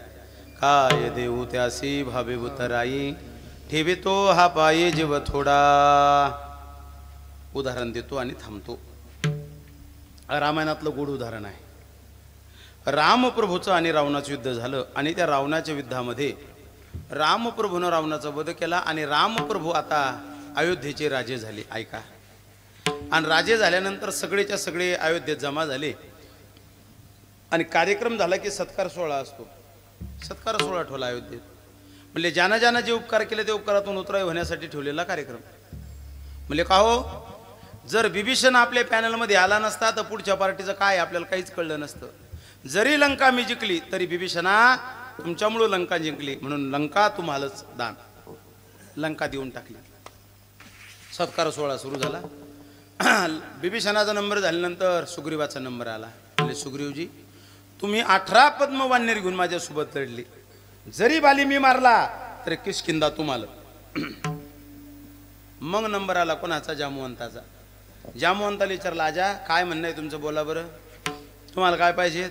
जामवंत म्हणला, मला काय देणार तू आता? म्हणले काय झालं? अरे म्हणले मला युद्ध करायचं होतं म्हणले, पण तुम्ही म्हातारे म्हातारे म्हणू म्हणू म्हणू म्हणू मला शेवटपर्यंत युद्ध करू दिलं नाही म्हणले तुम्ही. आता सांगा म्हणले माझी इच्छा पूर्ण राहिली, कोणा संग युद्ध करू? देव म्हणले कोणा संग करा म्हणले. अरे पण करू कोणा संग?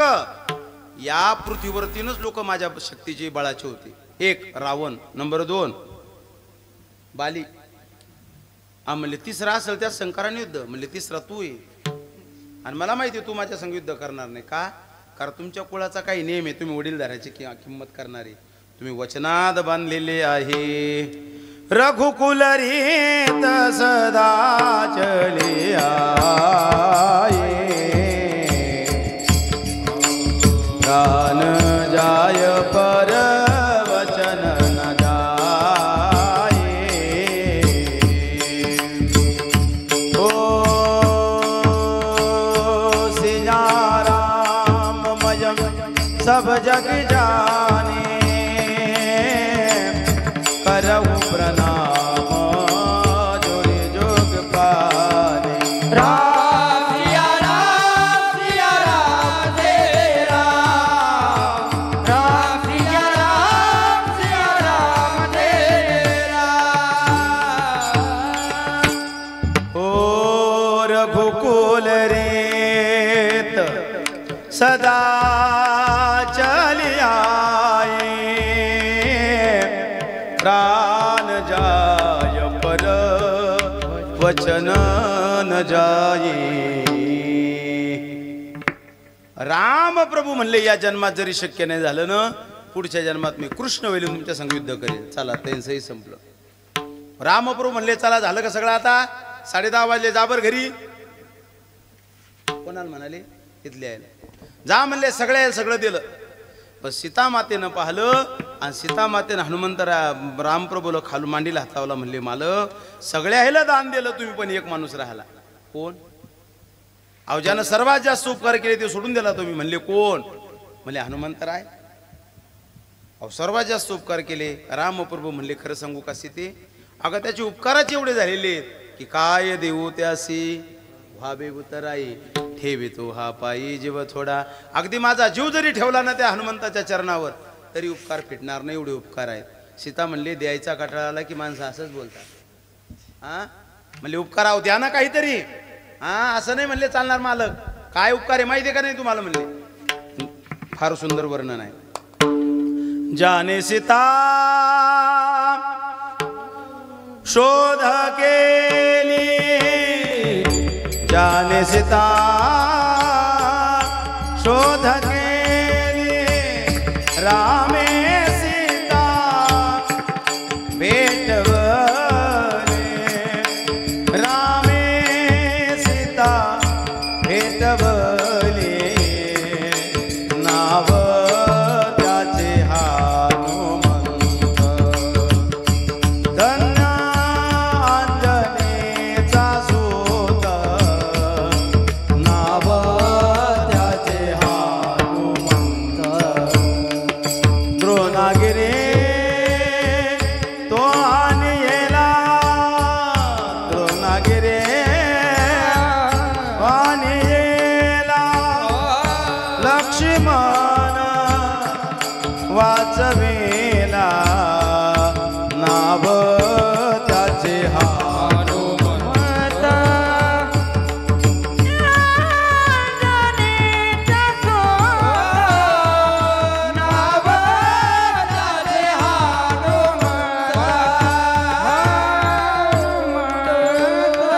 अहो मालक ज्यानं सीतेचा शोध केला ज्यानं लक्ष्मण वाचवला काही तर द्या रामप्रभू म्हणले जीव दिला तरी कमी आहे म्हणले तुम्ही देऊ नका सीतामातेनं शेवटचं उदाहरण आहे सीतामातेनं नवरत्नाचा हार काढला आणि हनुमंताला द्याला म्हणले हे तुला सप्रेम भेट हनुमंतराया एका डोंगरावर गेले दगडावर गेले आणि एक एक मणी फोडून पाहू लागले राम आहे का नाही तर एकाय मण्यात राम नाही शेवटचा मणी राहिला रामप्रभू म्हणले त्याला दिलं एकदा जाऊन तरी पाहिन पाठीमाग ते म्हणले पाहूच कौर टाइम झाला ना आता म्हणले होऊ दे पण एकदा पाय आणि मग सीतामाता गेल्या पाहतात एकच मणी राहिला होता म्हणले माकडा अरे काय मोल आहे कळतं का त्या मण्याचं तुला सगळे फोल्डे का फोल्डे रे माकडाने दिलेलं उत्तर फार सुंदर आहे माकड बोललं माँ जिसमें मेरा राम नहीं वो मेरे कुछ काम नहीं राम ही जीवन राम ही मन है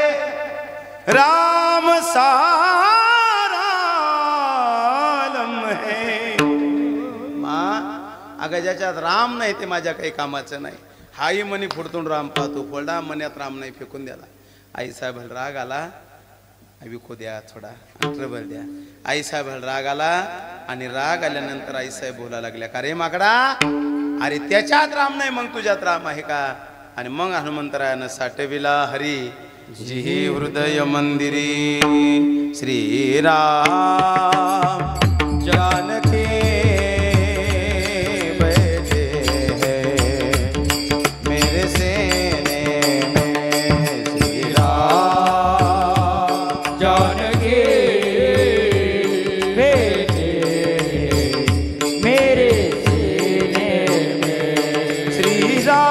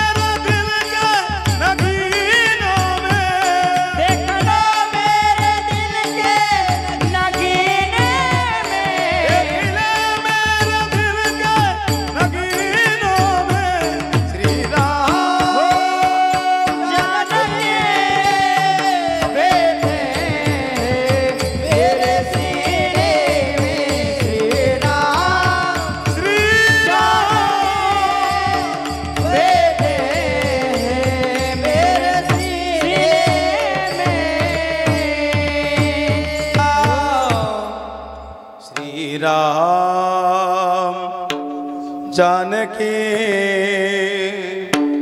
बैठे हैं मेरे सीने में देख ले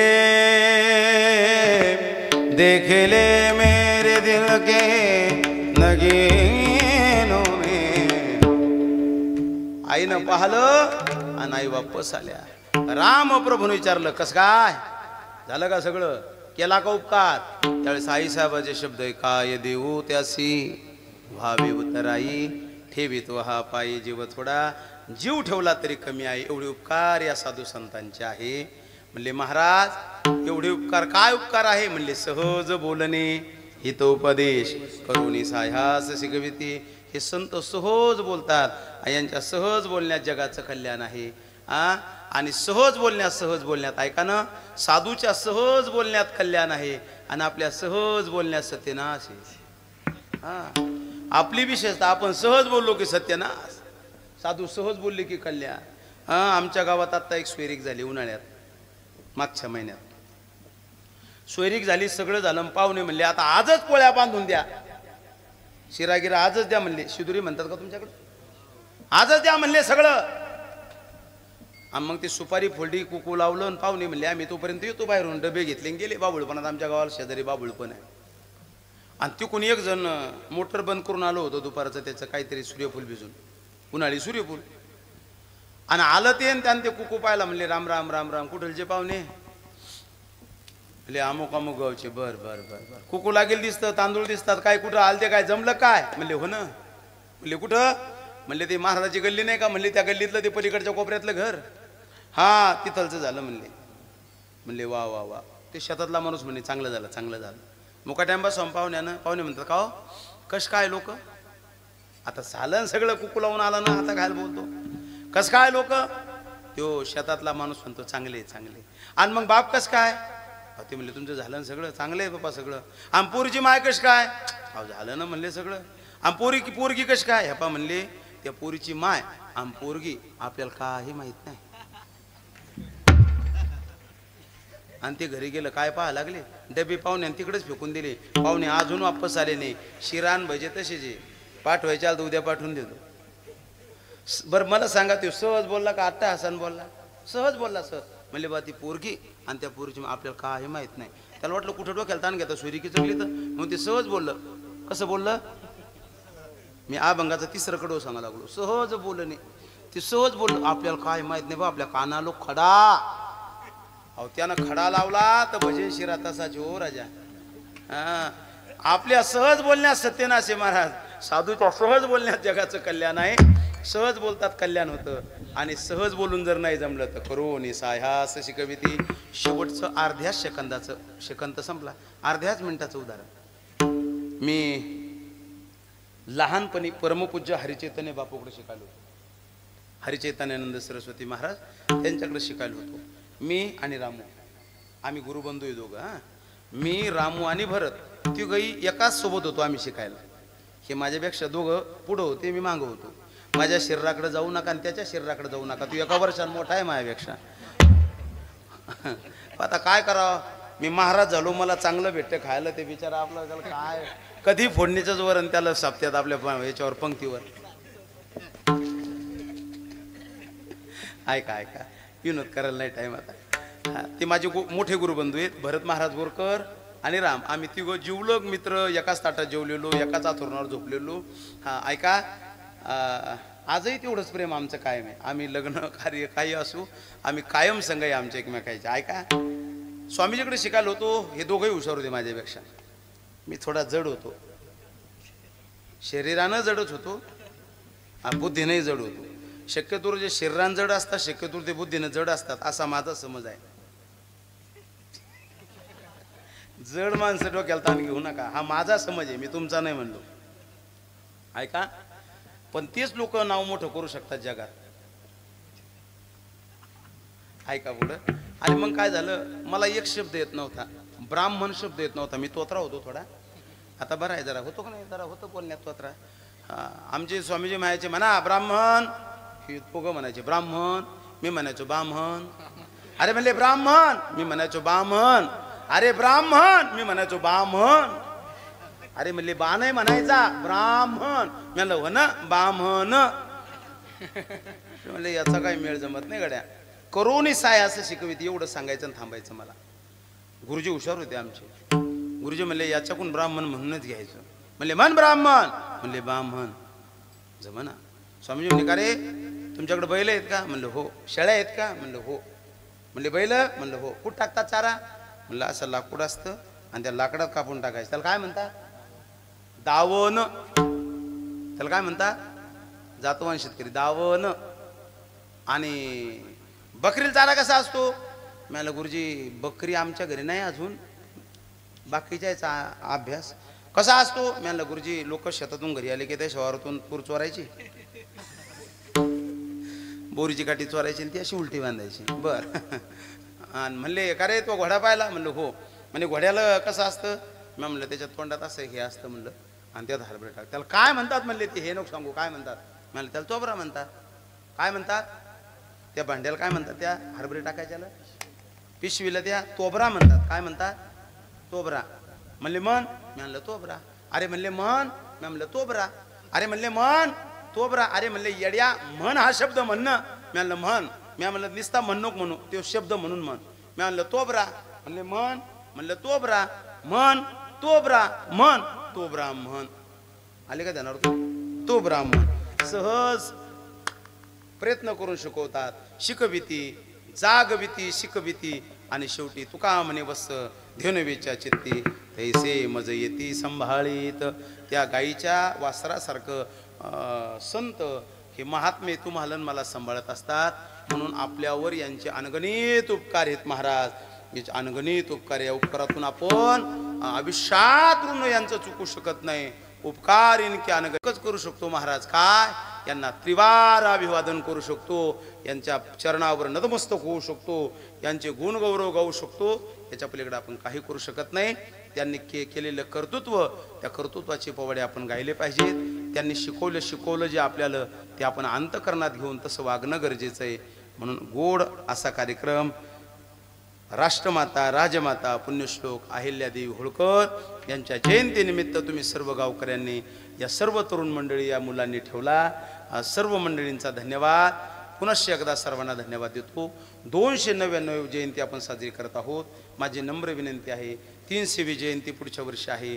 सर्व गावातले मंडळी गोड सोहळा करा माझ्या आईसाहेबाचा, मोठा सोहळा करा माझ्या या मायचा. अरे या मायचा सोहळा आपण सर्वांनी केला पाहिजेत. उपकार या आईसाहेबाचे तुमच्यावर माझ्यावर. म्हणून सर्वांना मी विनंती करतो आणि याच ठिकाणी थांबतो. मला गावकऱ्यांनी या ठिकाणी बोलवलं त्याबद्दल धन्यवाद. हे महात्म्य या साधू संतांचे उपकार किती असतात, फार उपकार असतात. हे साधू संत जर नसते तर मी आज कीर्तनकार झालो नसतो. हे सगळे टाळकरी झाले नसते महाराज. हे सगळे साधू संतांचे उपकार. सर्वांना धन्यवाद. गायक वादक मृदंगाचार्य हे सर्व तरुण मंडळी यांचा उत्साह, यांनाही धन्यवाद. सुंदर साऊंड सिस्टीम आमचे बेलगावचे जवाई त्यांनाही धन्यवाद. सर्वांना धन्यवाद देतो. आणि विशेष ज्यांना धन्यवाद द्यायचा राहिला सगळ्या कार्यक्रमात, तो माझा ज्ञानूदादा गेल्या 3 घंट्यापासून यूट्यूब चॅनल चालू राहिला. हे कीर्तन जगभर पोचवण्याचं काम करतोय माझा दादा.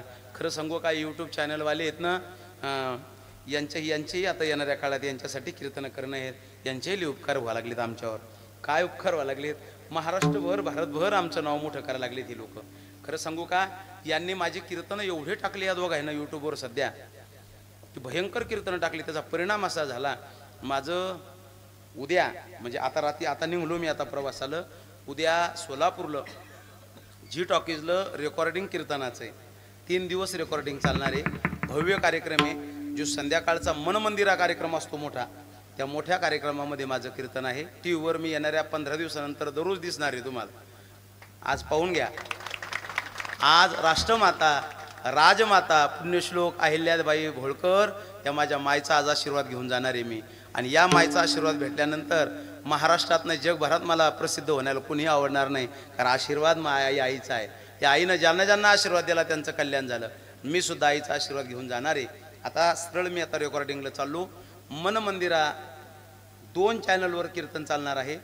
जवळजवळ महिनाभर कीर्तनं चालतील. ते तुम्हाला सर्वायला मी दररोज टीव्हीत दिसणार आहे. आता मी अर्ध्या घंट्यात टीव्हीत जाणार आहे. हां हां, कारण मग दिसायचं ना मला. मला उद्या तुम्हाला दिसणं आहे ना. ते जाणार आहे. सोलापूरला रेकॉर्डिंग आहे. आता लगेच निघायचं. मला आनंद वाटायला लागला. हे कीर्तन खरं तर आज होतं. ते आजचं कीर्तन मग म्हटलं होतं त्यांनी, पण म्हणलं आजचं कीर्तन दिलेलं आहे, आजचं मी तुम्हाला देत नाही. आजचं दिलेलं आहे. मला परवा दिवशी फोन आला त्यांचा. म्हणून कुठंतरी या गावचाच आशीर्वाद म्हणा की या गावचं कीर्तन आलं. दुसऱ्या दिवशी ते मला फोन आला. म्हणून तुमच्या सर्व मायबापांच्या चरणावर नतमस्तक होतो. झालेली सेवा आईसाहेबाच्या चरणी समर्पित करतो. आणि तमाम सर्व मंडळीनं कार्यक्रम ज्यांनी आयोजित केला त्या सर्व अहिल्यादेवी होळकर यांची सर्व प्रेम करणारे आणि श्रद्धा ठेवणारे सर्व युवक मंडळी, अहिल्यादेवीच्या अंतःकरणापासून पूजा करणारे हे सर्व माझे गोड मंडळी, या सर्व मंडळींच्या चरणावर नतमस्तक होतो. आणि याच ठिकाणी थांबतो. ज्ञानेश्वर